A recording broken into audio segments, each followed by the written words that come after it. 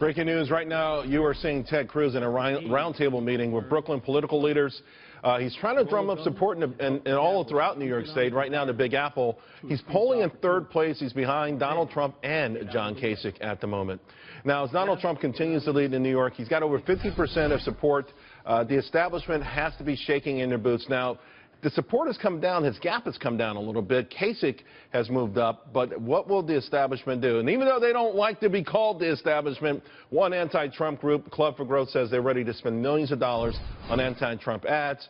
And now the Super PAC is preparing to shift its focus right now to the Big Apple. Joining me, the representative David McIntosh, Boris, Epshteyn, a Donald Trump supporter, and Lisa Boothe, along with Lili Valletta, who is a Kasich supporter. David McIntosh, let me go to you first. I know you guys are feeling strong. I've been reading where millions are pouring into your coffers. You must feel pretty good after Wisconsin. But can any amount of money, negative ads, work against Donald Trump in New York? Look, the key for Donald Trump in New York is, can he get over 50% and make it a winner-take-all primary? If he's below 50%, that effectively is a loss for him, both momentum-wise, but also a real loss of about a third of the delegates. So it's right on the cusp. What we're going to do is take the messages that have worked everywhere else and point out to Republicans, he's not an authentic conservative. He basically will lose to Hillary Clinton in the fall. And in the end, if you really want to make sure that Trump's not the nominee, make sure you're voting for either Cruz or, in New York, Kasich, as you pointed out, is coming on and is in second place. Boris, what do you make of that? I mean, it's absolutely ridiculous. First of all, to not have an actual nominee you back, like Club for Growth, vote for Kasich or Cruz, those are completely different two candidates. Kasich Charles, let me interject. We absolutely support Ted Cruz. I'll come right back to you, David. Kasich is moderate. Cruz is far to the right conservative. Donald Trump supporters are supporting a candidate. They're supporting a vision. They're supporting somebody who's not a lifetime politician. They're supporting somebody who stands for something, not just defeating another candidate. And as far as Trump's concerned, New York, New Jersey, Pennsylvania. Now, going back, talking about the messages worked everywhere else, look at Alabama, look at Kentucky, look at Massachusetts, all over the country, Nevada, all over the country, that message has failed.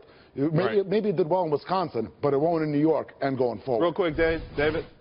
Yeah, we have supported Ted Cruz. We think he's the authentic, genuine conservative, but not Kasich. That's exactly right. What about in New York? And in New York, my message is to voters, don't vote for Trump. He will lose to Hillary Clinton, and he actually doesn't stand for something. In one place, he'll say he's for his own version of government health care. In another place, he says he's against Obamacare. It changes daily. It's all about Trump, the image. And Lili, let me go to you on this. You know, some people, Marco Rubio talked about it, even though ironically he stayed in long enough not only to lose Florida, but to deny maybe someone else beating Trump in North Carolina and Missouri. But this sort of vote for the guy who's closest to Trump to stop him. Do you buy into that as a Kasich supporter?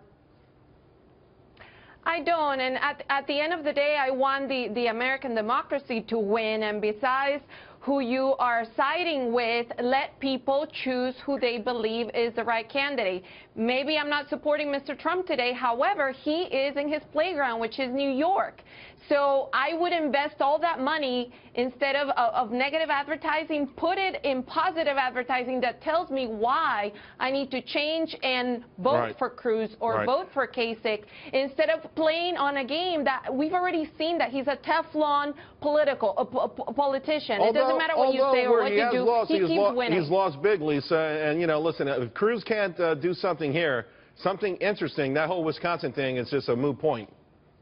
Well, and Charles, here's what we're saying with the individuals who just spoke is the interesting dynamics of this election cycle so far. Cruz did a good job of making Wisconsin appear to be ground zero for the never Trump crowd. I mean, Wisconsin was always a mixed bag for Donald Trump. Now we're heading into New York, where he's been polling above 50%, and then the northeastern states. But here's what's so interesting about this election cycle. I mean, each candidate has a different objective here. Donald Trump is trying desperately to win the nomination outright, because if it goes to a contested convention, he's going to have a lot of trouble trying to get the nomination. And I got to just jump in here, because we know he's got to do it in New York. He's got to do well, because some of these states he didn't get these. Hey, by the way, I got to